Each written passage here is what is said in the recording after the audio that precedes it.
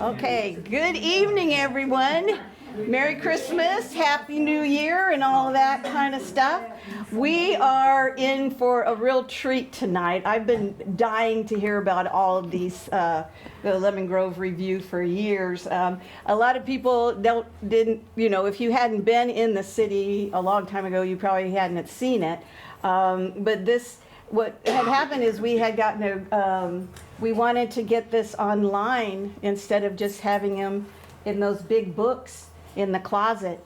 So we had two computer geniuses take care of this by getting a grant, and they started it in 2021, and they are at one point, and then now we're starting the second half of it. So I'm not going to waste your time in telling you all about them and how wonderful they are and all that kind of thing.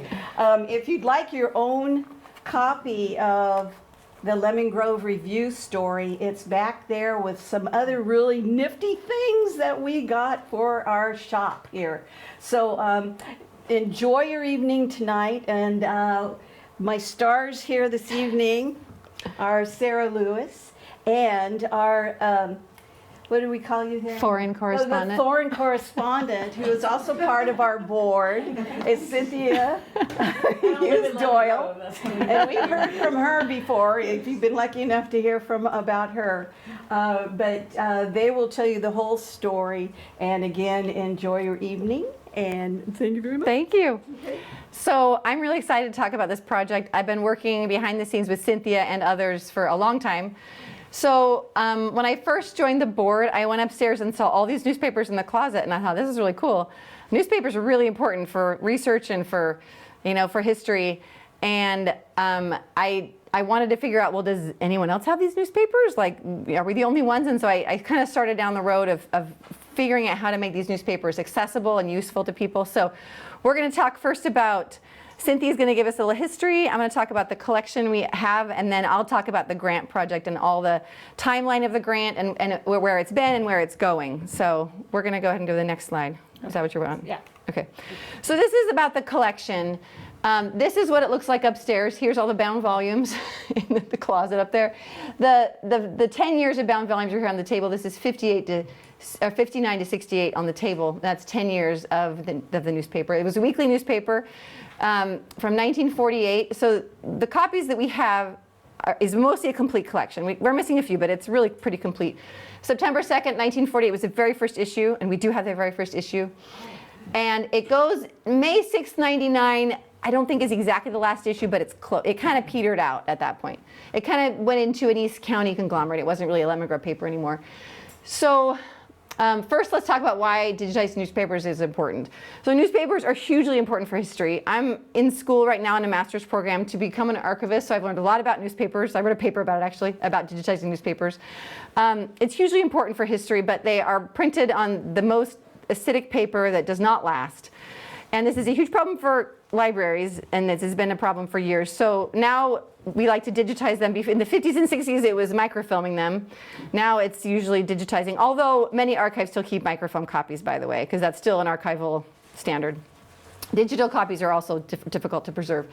So anyway, it's super important for local history preservation, especially Lemon Grove. From 48 to 99, Lemon Grove changed so much. We were a booming town in the 50s. Everything was built in the 50s, so it's just super important to keep that history alive. The paper is really bad. Now, we have bound volumes. When you open a bound volume, the paper tears every time you turn the page. Every time you access the newspapers, they get damaged. There's no way around it. I mean, that's just the nature of the beast. And right now, most of the copies we have are bound, so they're a little harder to access. So accessing newspapers increases the rate of damage. And also, you can't search them. People come and ask me for something, and I say, well, give me a year. I pull the book out, we just start looking through it. I mean, there's no way to search unless you have a date, a very specific date. So we really wanted to get these newspapers digitized because getting them online makes them searchable by text. So we can search names, we can search places, we can search anything when they're online. So we really wanted to get this project going, and this is why it's super important. Now the collection is a little bit interesting. So our lovely Helen, I think about 2008, realized that the newspapers, the oldest newspapers, were getting really brittle. And so they got some money together and they had them scanned.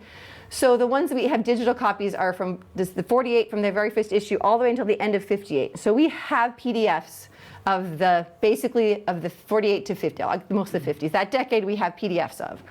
Now we also have PDFs of the 90s because they were unbound and they were easier to scan. Searchable scans. Yeah. So we have PDFs that are not searchable because we have not OCR'd them. We don't have the technology. We don't have the technical capability in-house to do. We just don't have the capability to do that. So we have digital copies. They were scanned originally onto disks. I have since pulled them off the disks. We've got all the copies in 3 or 4 locations, so they're pretty safe for now. The PDFs are. And then, so we do have 20 years of digital copies, the very earliest and the very oldest. So it's kind of funny to search because you get really old stuff and you get really new stuff. And then the bound volumes all look like this, and they're upstairs in the closet from 59 to 1988. So that's the collection. We don't have originals. The 40s, they were scanned and they were not kept because they were just too damaged. And the 90s were not kept, but we have since gotten a donation. So actually the 90s we have both. It's the only decade we have digital and paper copies, which is cool because if you look at the digital copy and it's not really good, you can just pull the paper copy out and read it, which is very nice. So that's about the collection. Cynthia is now going to talk about a history of the paper, kind of some predecessors and some cool stuff along the way. It was a very long time. The newspaper was around. And then I'll talk about the grant project when she's done. Okay, so forgive me. I put these slides together today. I'm going to be fast and loose with my facts because I was just scrambling to do this. But I know I have a lot of fact checkers like Helen and Nancy in the background here who worked for Max Goodwin.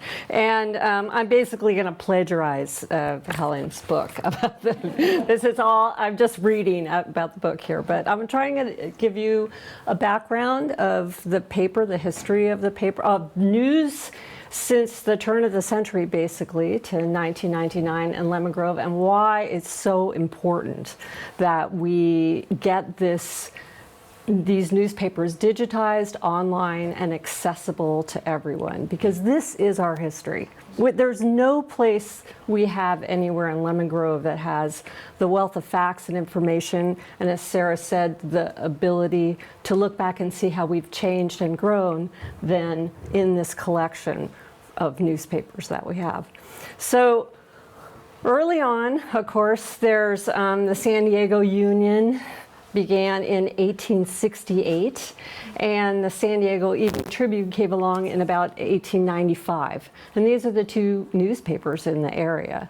There's really not an East County, there really isn't an East County, there's not enough population actually to even have a newspaper or printing operation at the time back there. Now La Mesa really wants to incorporate. So La Mesa, it ends up incorporating in 1912, very early on. And the city fathers there about 1907 say, hey, we need a paper. If we want to be a big city and be important, we need a paper. So they find these two kids.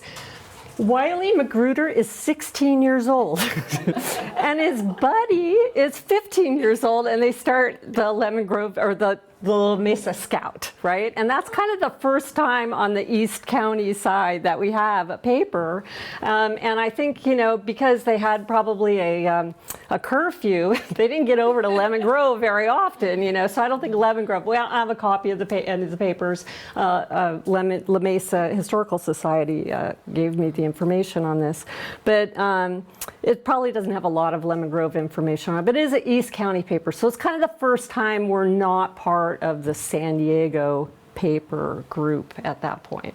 So the first real paper for Lemon Grove is, and the population here is, we're only talking 300-400 people in the area. I mean, and it's a loose area because it's not really defined. Lemon Grove is kind of a idea, more than it is a place at the time.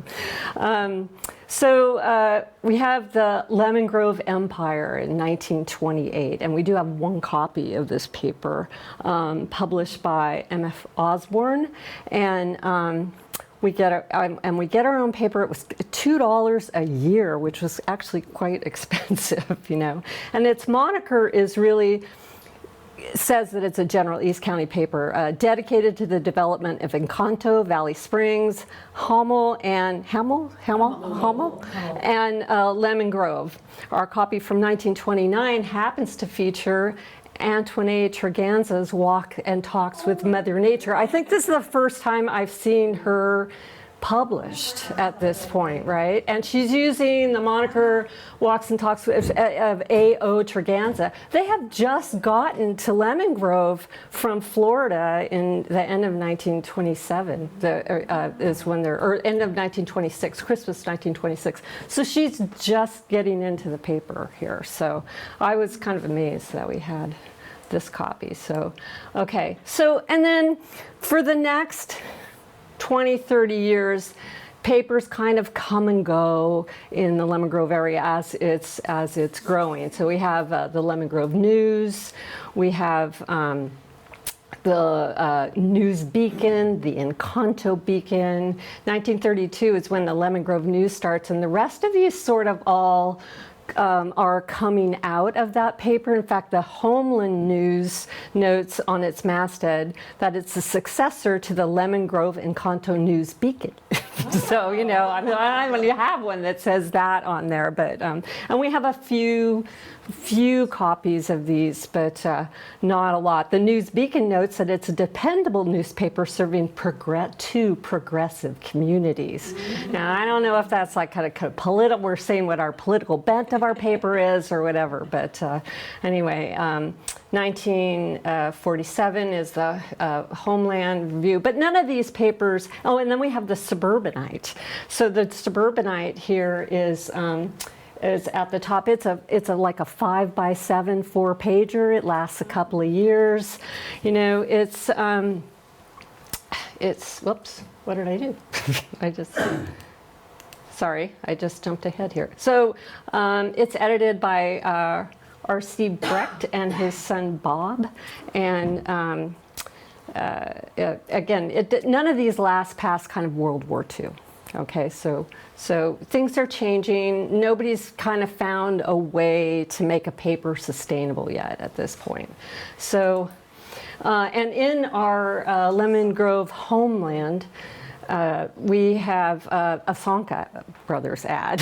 so this is a 1941 paper that we have, and he's advertising in there. I thought that was interesting. So stuff was cheap back then. Huh?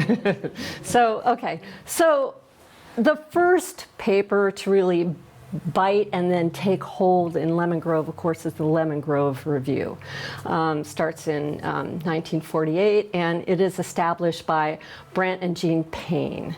Now, Payne is a Bostonian with 25 years of newspaper business. This is volume 1, number 1 edition, and he says in his first paper, our experience stretches from the back shop as well as to the front office. And that's why we're personally equipped to conduct a local newspaper, from editing and printing the paper to running a commercial printing business. So clearly the newspaper people at the time see that printing and having this printing business is just as important as having the paper in order to stay in business. So. And it's all local news. The first issue is full of congratulations by all of our local businesses. You know, they're happy to welcome the newspaper. It's 1948, we're still only at $1.50 a year, and that first 1928 paper was $2 a year. So, you know, things are thin. Things are thin in the newspaper industry at that point. Now, the great part about this paper just gets better and better. He starts out with a masthead of which I assume is a Lemon Grove, and Mount San Miguel in the background. Is that what we're looking at there? And let's see. Depends on which direction. Yeah, I know. We don't see it anymore that way. So, and they've by September 30th, they've started a weekly column called pertinent paragraphs, and I have to read you this, it's hilarious. So they write, this column takes up where all other columns leave off and prints the things that are not news. In some cases, not even worth printing. And they leave it, and they end with this quippy quote: "How about giving us some lowdown on the lowdown? You know our number. Come by and gab." Right? And then they go on to talk about Tony Sanka, golfing with his buddies, this and that and everything. They're hilarious, but the best pertinent paragraph I found so far, I just have to read to you. It's a story about an egg at the back of the fountain at Lindley's Pharmacy. Okay? The Payne's report. Weight, just a hair under a half a pound and a little larger than a goose egg.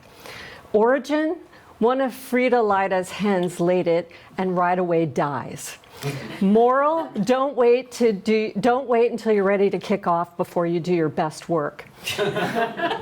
Warning, hurry up and look it over. It may not be there long because Bob's diet calls for 1 egg for breakfast and Mrs. Lindley is having a tough time keeping it in the back of the store for display purposes. So this is the great kind of stuff that's in these papers. I mean, this is why it took us so long to do the metadata to digitize, because I couldn't get past pages. So it also discussed, so there's another column that starts, and is anybody related to Agnes Whitlock in this room? Because, she must have been a hoot.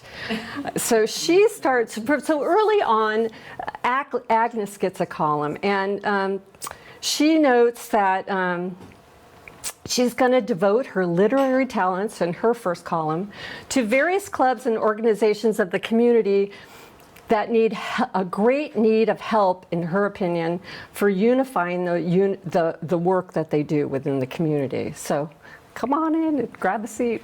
We're good to go here. And here's what she says in her first paragraph. Look around your own neighborhood and you'll be surprised to find that the family down the block can be just as hungry and desperate as the one that lives across the tracks. Of course, Lemon Grove, we don't have any wrong side of the tracks. Or do we? If so, why? This is a good question for you to ask yourself. If you have any good answers, write to me and tell me, because I'm always interested in your opinions on the welfare problem. This is a thriving community. We need to keep it that way. That's her like I don't know what she's saying at this point. Fortunately, I think the Paynes kind of reel her in, because she kind of morphs into just a weekly column where she introduces a local family that's lived in Lemon Grove for maybe 2 or 3 years, and they're from an interesting place. Puxatawny, Niagara Falls or whatever, and she gets them to talk about she never talks about Lemon Grove after this. She just talks about all these other places where these people are from. And she must have been popular because the newspaper doesn't have a lot of printed photography at this point. It's expensive to do, to go out, take a photo and get it into to the printing process at that point. But Agnes is getting photos of people. So, I think she's coming to the front page a lot and she's getting popular, but she's an absolute nutter.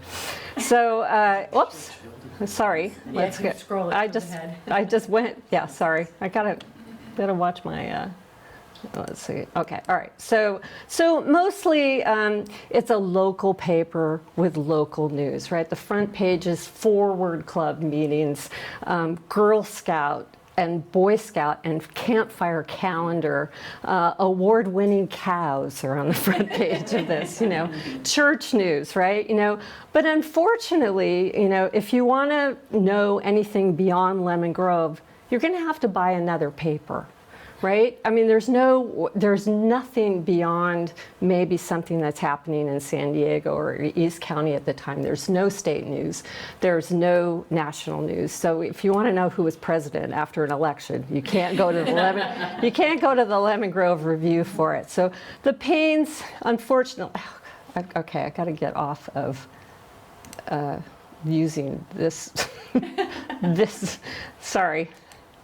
All right, sorry. All right, I'm going to stop touching this, and I'm going to use my slides here. Okay. The pains lasted 6 months, okay? But they did invest in equipment, printing equipment, and they had this office open in downtown, this commercial business. So they had something to sell, which was why the Lemon Grove Review keeps going. So, okay, start the presses again. John and Margaret Plachette come in. Nothing really changes. His wife and their daughter Irene are working together on the paper. But John basically, and they only last 4 months.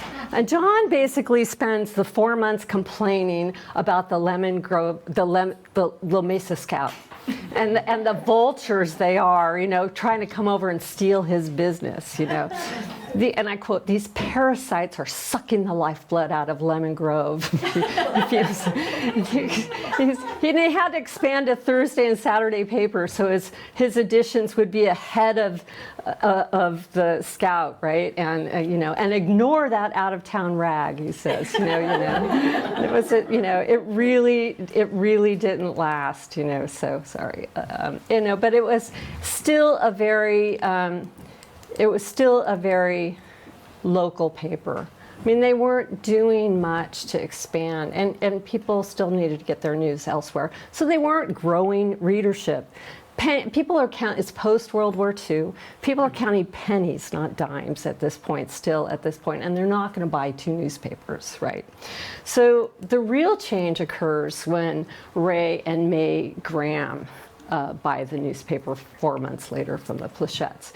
And while Max Goodwin gets a lot of credit because he has the longevity, he's the next publisher after this, and he has the longevity of the paper, the Grahams are really the people that set the tone for why the paper lasts. So they noted the rapid growth in they had rapid growth in subscribers during their reign due to the fact that began to report news beyond Lemon Grove. So they had syndicated columns. They still had all of the local information, but you didn't necessarily have to go somewhere else to get all your news now. So front page is still, the Girl Scout calendar and the Forward Club, but page 2 is the Washington Merry-Go-Round and Grass Newts, and everybody's clamoring for news from Europe at this point because there's still, again, that post-World War II and what's happening, in Eastern Europe there, and he's got plenty of it. So you don't have to go far. He also starts doing other things. We've finally got comics in the paper. We've got crosswords. The Grahams know how to reach out to everyone. The Sportsman, the Housewife, Stardust keeps the teens abreast on their current, film heartthrobs. Grandma can follow the new crochet pattern, Housewives are pairing their recipes with what's on sale at the Piggly Wiggly now in the paper, And they finally, and we're seeing these ads, and he's weakness.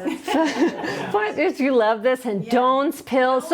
So these national ads, we have the National Forest Service, coming to ads in here. So they are reaching beyond, and they are why there's this longevity and this paper finally lasts, because they finally get it. Let's see, and I have one more thing. So, and then it's clear when you look at these papers, what's happening in Lemon Grove at the time. We are building. More than 1/2 of all the ads in the newspapers for almost the 4 years are plumbers, electricians, these lumber companies, the landscaping, tractor work. It's almost all the advertising that's coming in at that point. It's a tremendous amount of growth coming on like this, and they know how to advertise and get to their readership. They were very, very good. So, but they do eventually, after 4 years, decide to sell. And pretty much the Grahams set the stage for Max Goodwin to come in, and he runs the paper for 35 years. And we have a Max Goodwin employee here, so which is really exciting, So, and Max is like, forget the Lemon Groves. He wants the city incorporated. He is on the city to incorporate, and he removes the idyllic rural idea. He comes up with this, kind of a slick, more modern font on the thing. And he's a hard-hitting newspaper man, right? He has a weekly column known as the Dimmer View, and it really is dim, And he pounds the readers with city incorporation, and he pounds them when they vote down city incorporation over and over and over again. The fools in the city who, he's just relentless, And Tony Sanka, who's not for incorporation at this point, is quietly not advertising in the Lemon Grove Review anymore. We don't see any more Sanka ads, and like even Hunter's Nursery, you're like way Paris back. I don't really know if it's like the cost of advertising or what's going on. There might be a couple of reasons, but clearly you're either with Max or you're against him, right? And there really isn't another paper, so and he still has the local information. He grows the readership, and he climbs up to about 5,000 subscriptions, at the high point over that. So, and there are other things, right? There are some papers that kind of come in and try to compete over the years.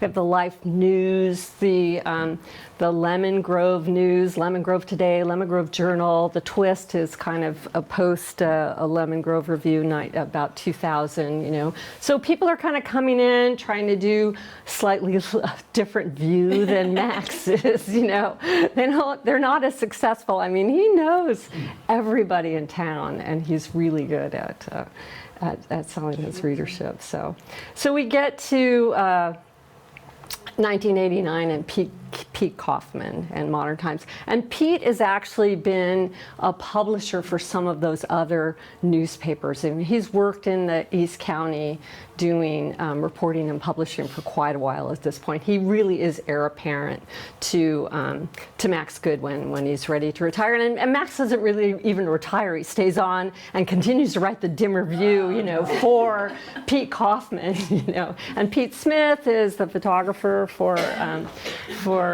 Pete Kaufman at the time, and but he knows that Lemon Grove newspaper can't be sustained anymore. So by the time he gets the paper, we're down to a couple of hundred subscriptions. So we've gone from this high to this low, and it's really not Max that kind of brought it down. Newspapers are changing at this point, rapidly changing. So people are commuting. They're listening to their news on the radio in the car. TVs are getting bigger. They're watching their news on TV. They are not sitting in front of the paper, with their coffee every morning religiously anymore. A lot is changing.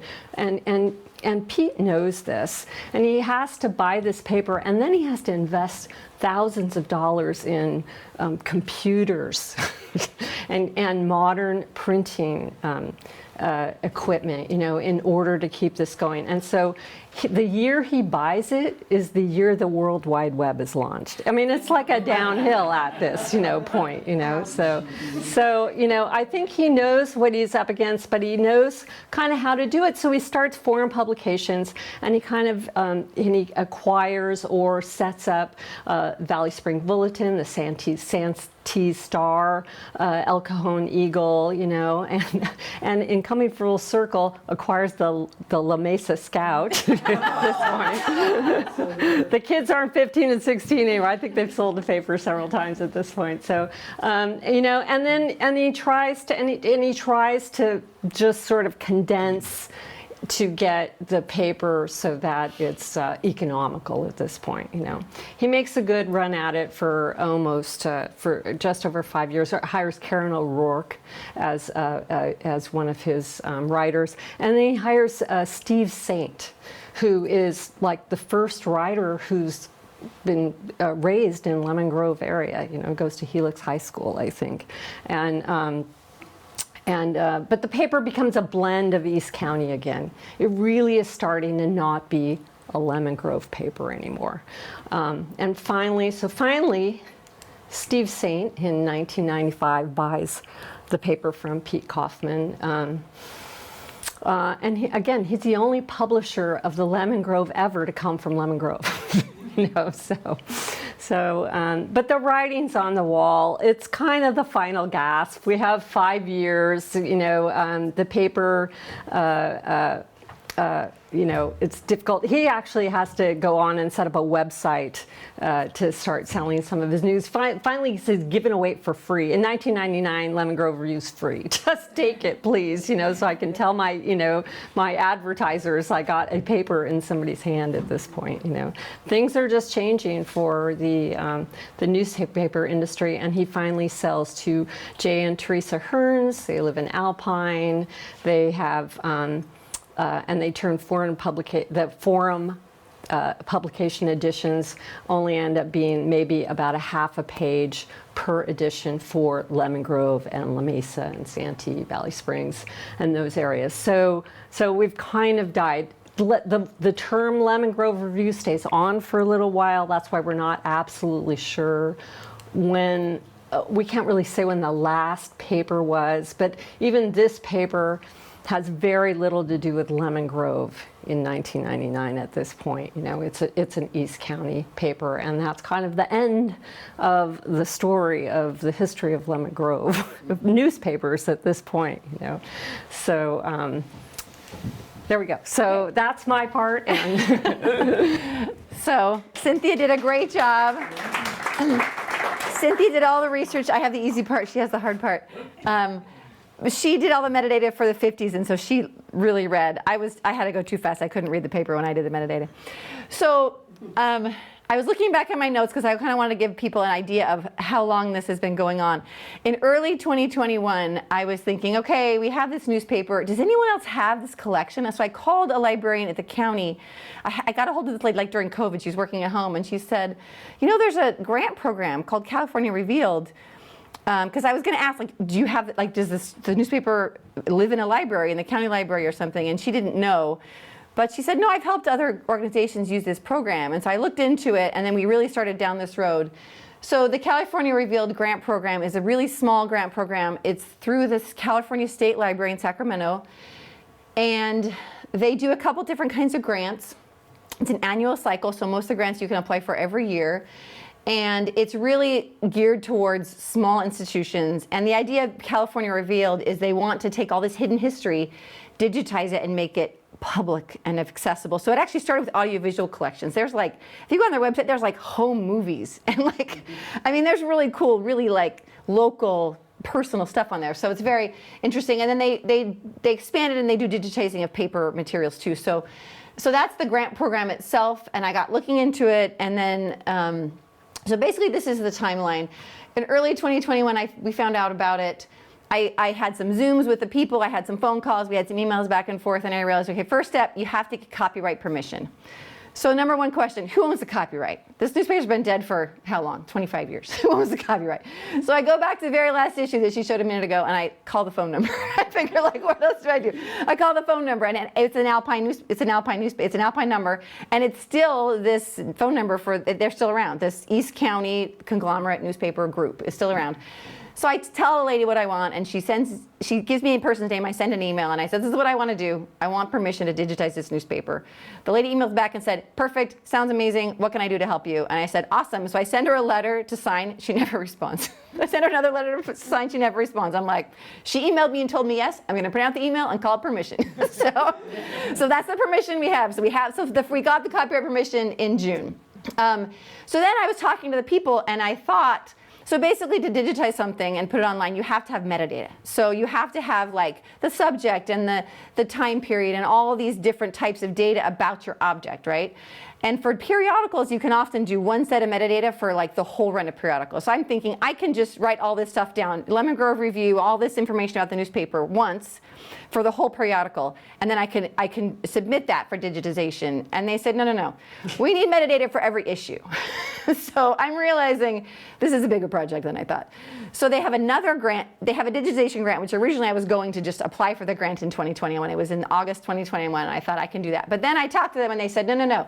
If you do that, then you're gonna have a few months and we're gonna need all the metadata to digitize it. Like I have to have the metadata done. I realized it was a big project, but they do have a grant to help with the metadata. So we have it's called Description Assistant Grant. So then I thought, okay, we'll do that. So we waited till November of 2021. We applied for the Description Assistance Grant, which basically pays a cataloger to help you with the metadata.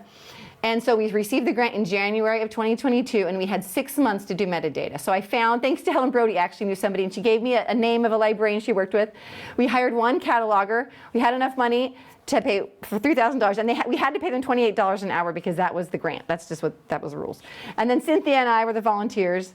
So she couldn't possibly do all 50 years. She couldn't do 50 years, and then I did the hours. first 10 years because it was scan and I could do it at home, and Sarah could do the last 10 years because it was scan and do it at home, and then we let her sit and do the 30 years in between. Yeah, so Tracy came and she got these books out. And basically the metadata was in huge spreadsheets. This huge spreadsheet that they gave to us, it was a form, and we had to fill it out. 130 columns. It was 130 columns long. And so Cynthia, for each newspaper. Cynthia, who's much better at spreadsheets, she made it much easier to use. So basically for the metadata for a newspaper, most of the things don't change. The only thing that really changes is the date and the publisher. So most of the things we can keep the same for every single issue, but we had to change the date in I think 5 or 6 places. Every single line changed the date, and then we had to change the publisher 4 times to make sure the publisher was correct. So it was, I mean, our eyes were going cross-eyed all the we had we couldn't even do one spreadsheet. We had to do a bunch of different ones, you know. Yeah, the next one is, so on the right side you can see the number of lines of metadata. So 50 and a half years, which is about what we have. 52 issues a year is 2,600 lines of metadata. With 130 columns each. Yeah, and in the 90s, the one I got, some of the years had 2 issues in a week, so it was 100. So it was more than that. So we spent 6 months, but me and her and Tracy worked our tails off, and we got it done in January 2022, and we applied for the digitization grant, which is the next step. So the next grant cycle.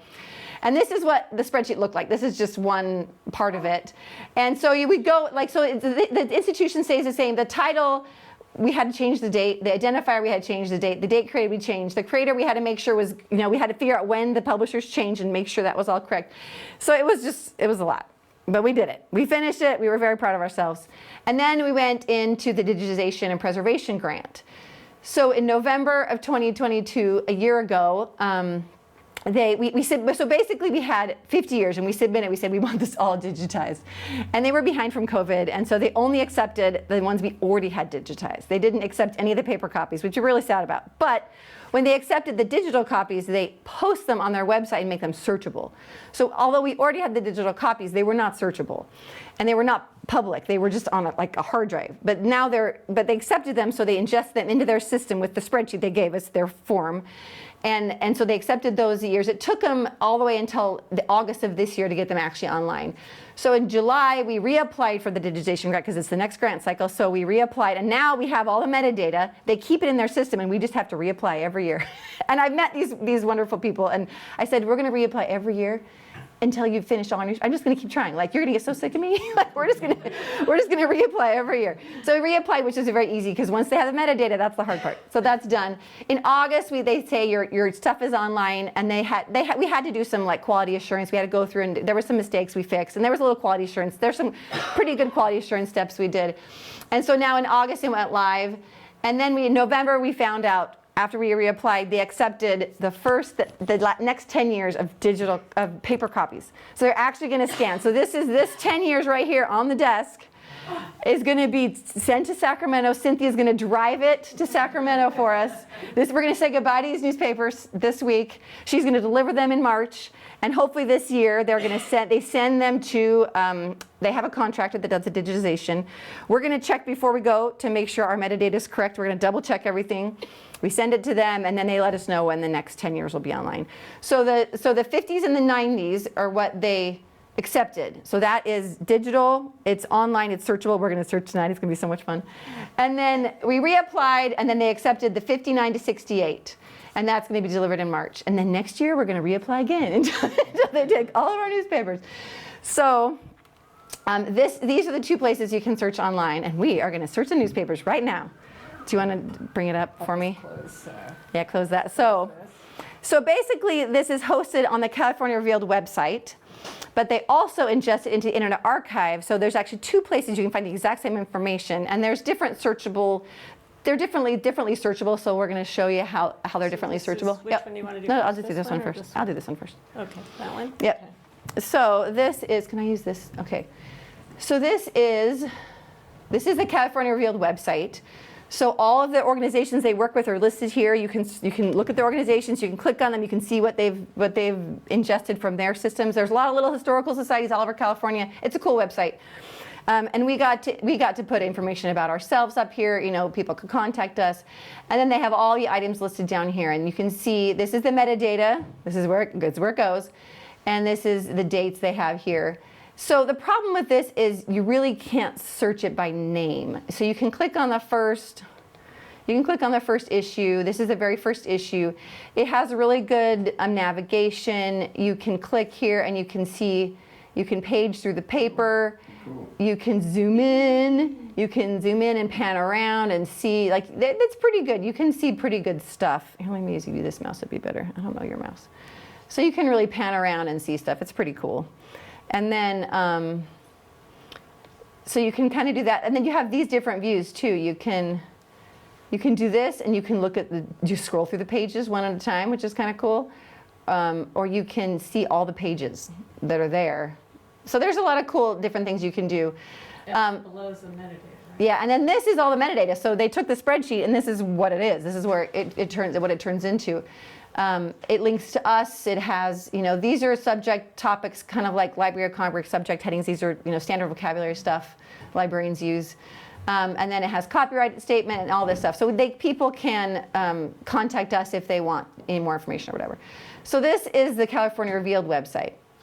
Now the cool thing is this is great because it's more places, it's online.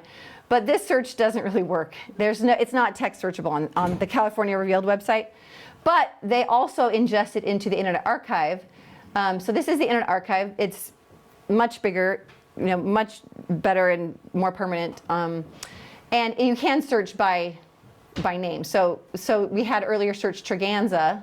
So this also, by the way, has, all of our, has information and all that kind of stuff on it too. But if you go to the collection.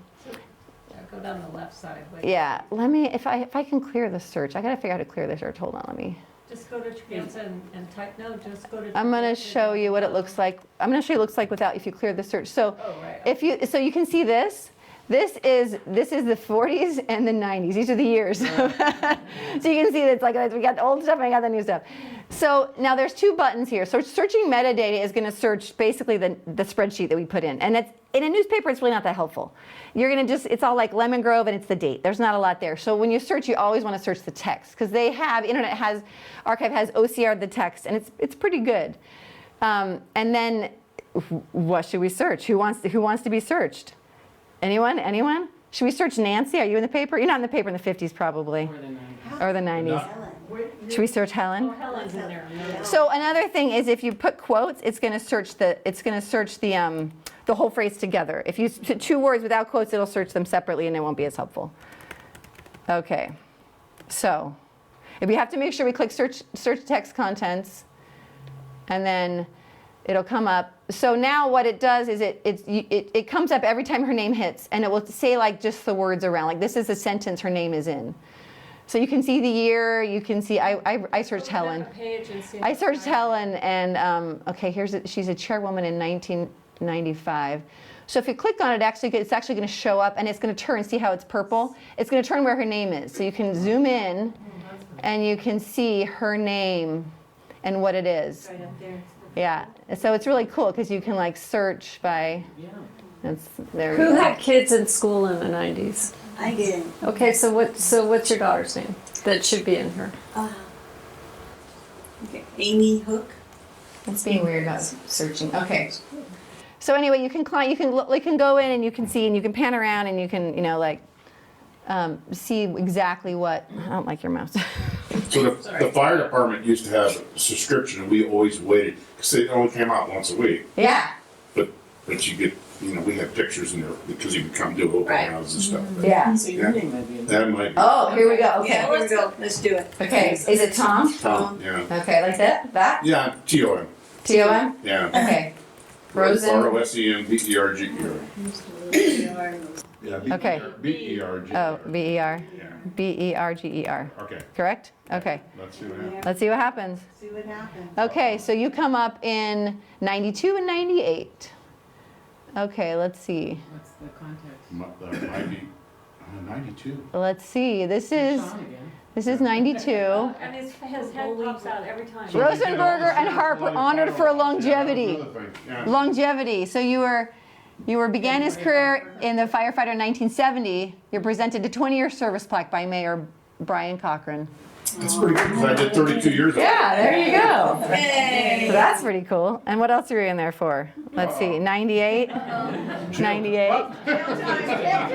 Okay, oh, there's a picture. Uh-uh. Okay, let's see if we can zoom in here. Cornet fire, burned out, no? No, that wouldn't have been. Okay, this is, can I read it? This is, the Lemonites. Let's see, ruined their Saturday evening when the Light Up the Grove holiday bonfire was almost rained out. After repeated attempts to light the soaked firewood, the fire was finally started and enjoyed by all who turned out in spite of the downpour. We normally put out fires, not start them, quipped Fire Captain Tom Rosenberger regarding the delay. So one of the jokes with Max is the pictures were always terrible. So we would always put our hand over our badges or our names, because if you got in the paper, you had to buy ice cream. So we would always go, "Oh, I'm Ray Harper." Oh, really? Okay, Ray Harper, and you put it in there. But this is why this is so important Yeah. to get it digitized, because now the world has access to searching this information, and it's just not on a page rotting upstairs in our closet. So I searched this earlier, and Philip Bunch is on our, where's Phil tonight, Helen? Is he? I searched him, and he comes up in the 50s. He comes up in the 50s. Really? Yeah, he was a Cub Scout. Let's see if it hits. Cub Scout. Oh. Cub Scout. Is that, did I spell it right? Hopefully I spelled it right. Yeah. Yeah, he was a Cub Scout. I looked this up earlier. Because I was like, who's on our board? It's gonna hit. There it is up there in the, Yep. Mm-hmm. Yep. in the purple. Yeah, in the purple. Oh, we have So he, a list of names of yeah, it says Cub Scout. It's like, yeah, it's like Cub Master stuff. How old was he in like 57? 7. Let's see, he was born in 48. So Oh yeah, he'd have been about 10. Yeah, he'd have been just right. So let's do so- Laura's daughter. Oh yeah, What'd we you say? should. I don't know. She might. I don't know. So here it is. It's a new Cub Master, and it's like a Boy Scout thing. I mean, the fact that the Girl Scouts and the Boy Scouts, like everything, like you turned your head in Lemon Grove when your name came up in the paper. what years is this search covering? So this search is the 50s, basically the 50s and the 90s. So it's 48 to 58, and like 89 to 99. Jan Davis. Yeah, search me in the second group. It'll search everything. I was on the front page one year. Oh, let's look I it think up. they had a slow news week. Oh my goodness. Okay, which one is it? Which one is it? Thing about me supposedly selling the lemon. Which one is it? Let's see. You came up a lot, Jan. Look at this. You're all over the place. Now, was it 89, 92, 97? Look at that. But See? there's a picture of me with a lemon behind me, and I'm wearing my Century 21 gold jacket. Oh, let's see if it, can you see any of those that look like that? The one that was just, it looks like, could that be the lemon there on 92? 90. This one? This No, one? right there. Is that Okay, a let's click on lemon? that one. I don't know if that's a lemon or not. Let's click on this one and see. We'll find out.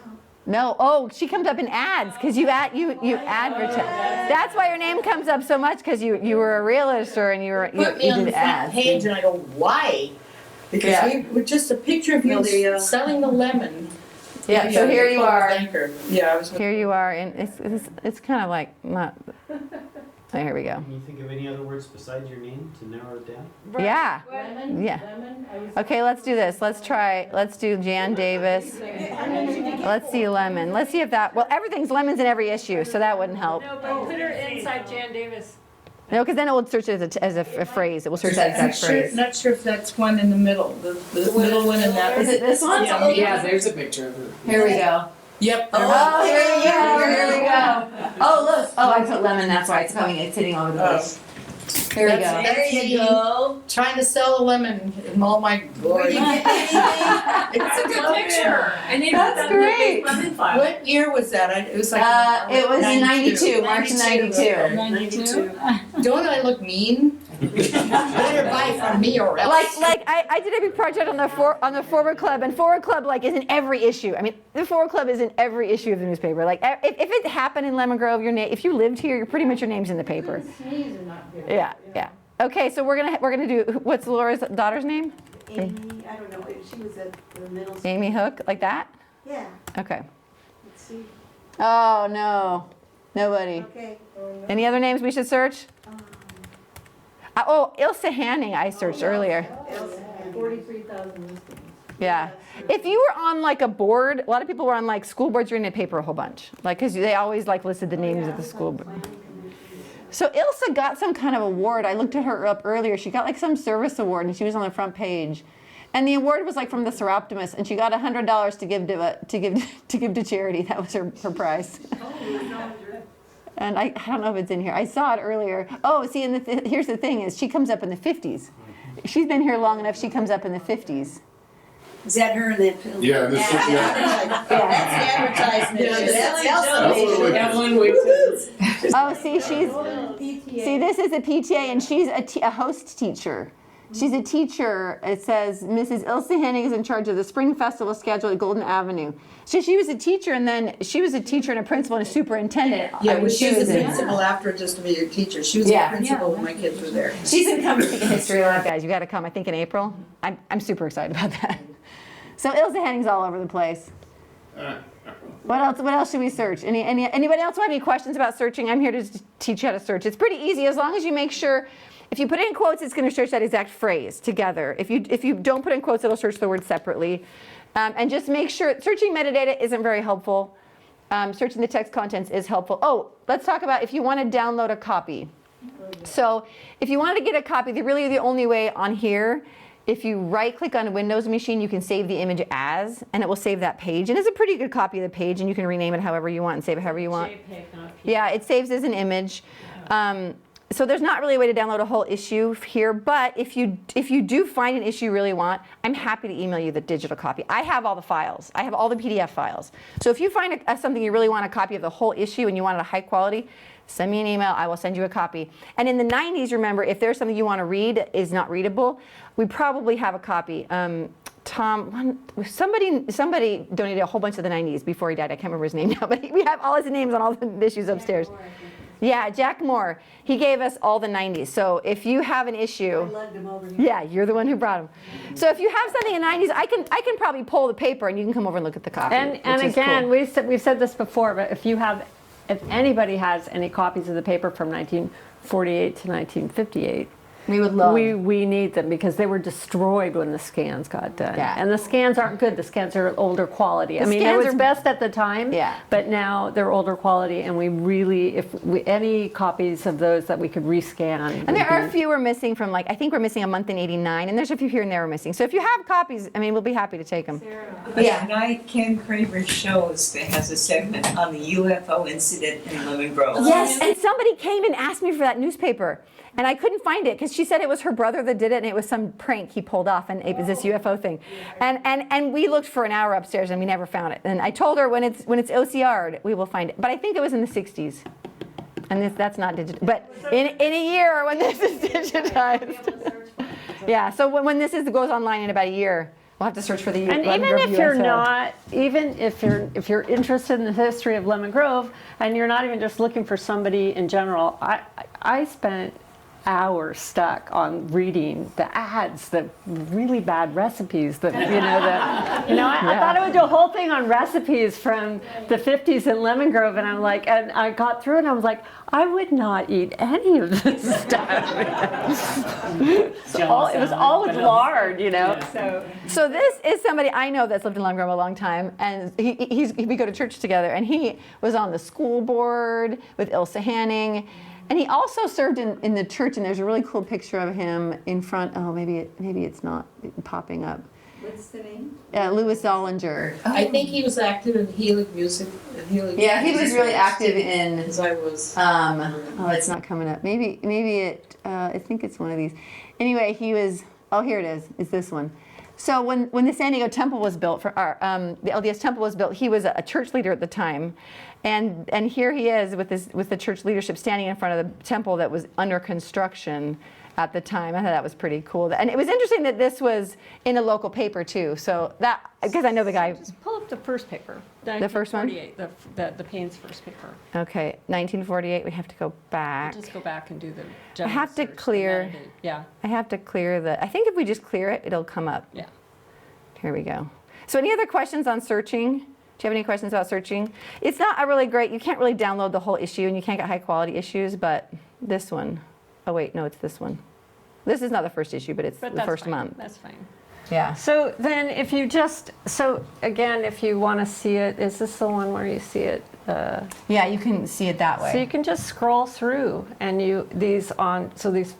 the first Ford 10 Club's years always is on the first page, man. So we Ford Club. have, you can just kind of start to see history. I mean, a million things will come up, these notices, the way they do Oh, it's just their their Sanka. I bet advertising, Sanka's all over the 50s. their greeting shops, the liquor stores, car Well, it was said that bargains. Max made most of his money from public notices. Hunter's Yeah. Nursery, I think most of them yeah. did. Cheapest Yeah, place but to that's do it. where, Oh, yeah. everybody, every Because we used to do that. newspaper did, Yeah. Yeah, but you they know. were one of the cheapest. Okay, Cheapest, oh, yeah. Because we would do it when we had to renew our. Okay. Right. The corporation. There's just so, Another thing is the there's ads. so much history here. People you ask know? us sometimes, I'm like, oh, I bet we could find an ad from that company. And we have found ads from companies people are interested in looking at or have questions about. Max Sugar Plum at the Grove Theater building. We had two lumber companies here that I know of. Yeah. Ward was one, and it was Lemon Grove Lumber, which burnt while I was Massachusetts. working. Oh, But- wow. But Yeah. Ward is still Ward around. was on Massachusetts. The guy that owns, he owns the property, the In-N-Out, Starbucks, I think it was Oh. all Ward. that is on right now. And he's still And the around. Ward He's family in my still owns class, that property. right? That's Oh, where wow. I just saw In and that. Out is. Yeah, and Hunter's Nursery, they put an advertisement in the very first issue, and they're still around. I mean, the Hunter family still renews and gives us money every year. They're And amazing. remember when it burned? The So fire? there's a lot of history, and it's really cool. When was the fire at Ward Lumber? Yeah. Fire at Ward Lumber was during my time, and What year, you know? 'Cause I don't know. 60s, 70s. early We always 70s. worried about that place because it was Oh, open it was- air, it might and when have it been lit off, Yeah, it was. the before Ford that. dealership was next to it. Yeah. And they were really worried because, I mean, it was hellacious fire. Yeah, the Because- whole man. thing. It just Because went up. the air could go through all those, Yeah. where they stored all the lumber. And It might have been. What year did you start?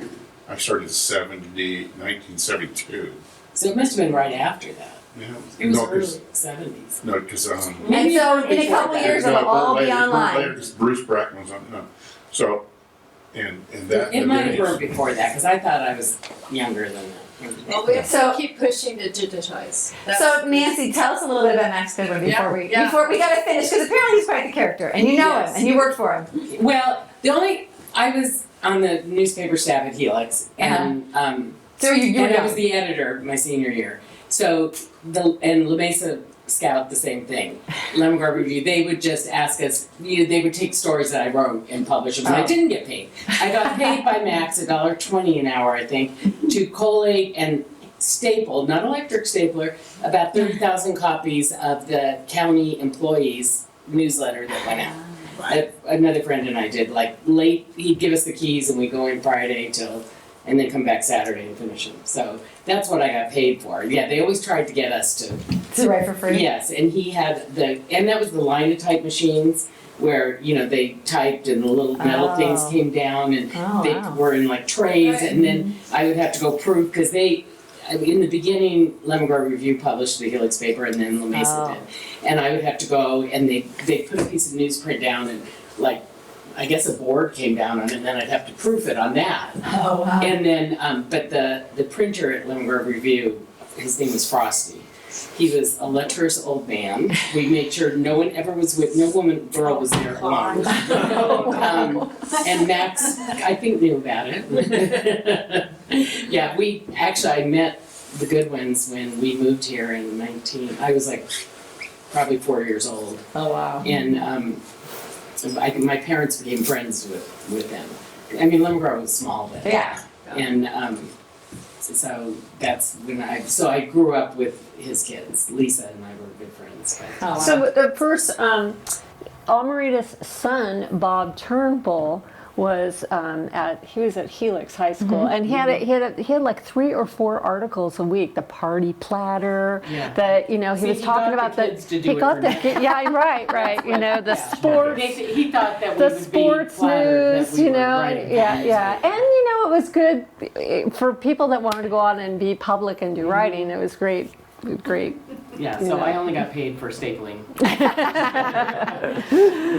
So are there any other questions before we end? I hope you enjoyed this. It's been a labor of love. We've been working on this since 2021. So it's going to continue to go on. It's really exciting. And this 10 years of papers is going to be sent to Sacramento very soon. And right there, the Lemon Grove Review, that's actually, what's it called? The thing they used to print the masthead. So we actually have in our archive an original, one of the many yeah. Well, and when you did this, when you did the headlines, you had to know how many, because we laid out the paper. Yeah. You'd have to know how much each letter took count. and to make sure it fit. And Yeah. so, I mean, I learned all that is no good now. Yeah. Jay, you had a question? Back then, you So how do you get to that point right here? Okay, so you can go to the Internet Archive and you can search Lemon Grove Historical Society. Or we have a couple. We can send you the links. We can send you the links. I can email them out, or we can. You can write them down. We're going to put the PowerPoint back up.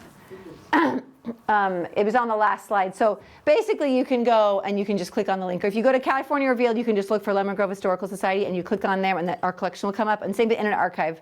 California what? California Revealed. But which, you said the other side was. Yeah, but the nice thing is if you go through the metadata, they actually link to each other. So if you find an issue on California Revealed, you can click the link and it goes to the Internet Archive, that same issue. So they're linked together.